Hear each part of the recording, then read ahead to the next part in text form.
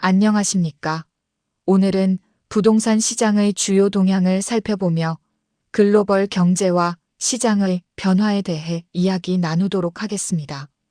오늘의 첫 번째 소식은 전반적인 경제 상황에 대한 긍정적인 신호입니다.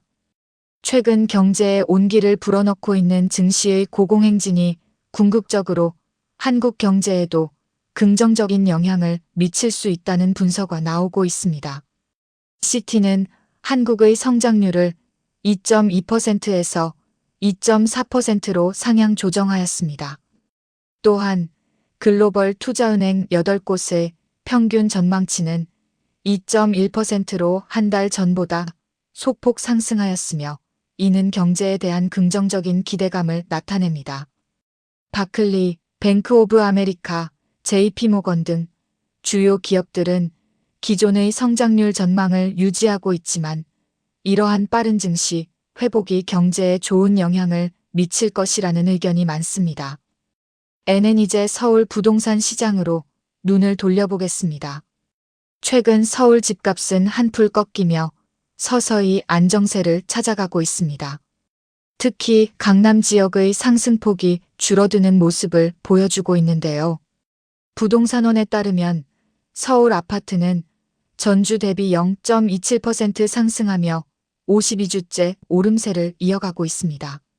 하지만 관악, 강서, 구로 등에서 매수 강세가 나타나고 있는 반면 세금 부담이 심각해지면서 강남권의 매물은 증가세를 보이고 있습니다.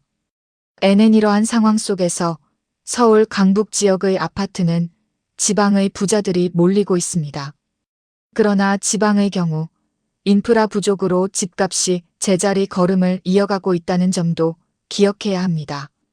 지난해 9월부터 현재까지의 미분양 주택 수는 5만 건 이상 유지되고 있으며 특히 은평 지역의 매매량은 한 달 사이 74% 급증했습니다. 이는 중앙 지역의 자금력을 감안할 때 핵심 지역 대신 외곽으로의 수요 이동을 나타내고 있습니다. N은 서울의 미분양 주택은 한 달 전에 비해 10% 감소하였는데 지난해 12월에는 939건으로 줄어들었습니다. 준공 후 미분양 주택 또한 12.5% 급감하여 실수요자 중심의 매수세가 이어질 것으로 예상됩니다. 하지만 강남에서는 수억 원 내린 매물들이 등장하고 있는 반면 거래는 여전히 잠잠한 상황입니다. 다주택자들은 양도세 중과에 대한 우려로 매도하기 어려운 상황에 처해 있습니다. N은 정부는 전월세를 끼고 주택을 매수하는 주체들에게 실거주 의무를 한시적으로 유예하는 방안을 검토하고 있습니다. 이러한 조치가 시행된다면 시장에 새로운 변화를 가져올 것으로 기대됩니다. 또한 신축 전세는 갈수록 귀한 몸으로 평가받고 있으며 서울의 30년 이상 된 구축 아파트 계약 비중은 지난달 40%를 기록했습니다.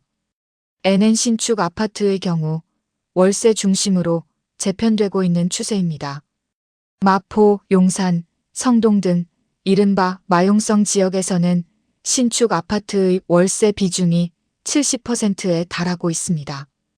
N은 마지막으로 첫 삽을 뜨는 아파트의 70%가 재건축 또는 재개발 프로젝트로 공급 확대가 이루어지고 있으며 정부는 최초한 문제를 해결하기 위해 다양한 노력을 기울이고 있습니다.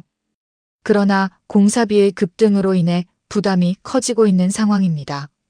그러나 이러한 부과 사례는 없지만 사업성 및 자금 조달에 있어 어려움을 겪고 있는 조합들도 많아 현장의 불확실성 또한 리스크 요소로 작용하고 있습니다.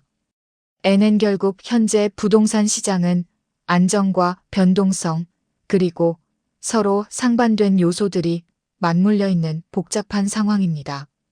앞으로의 시장 흐름을 예의주시하며 실수요자와 투자자 모두 충분한 정보에 기반한 결정이 필요할 것으로 보입니다. N은 이상으로 오늘의 부동산 시장 동향을 마치겠습니다. 감사합니다.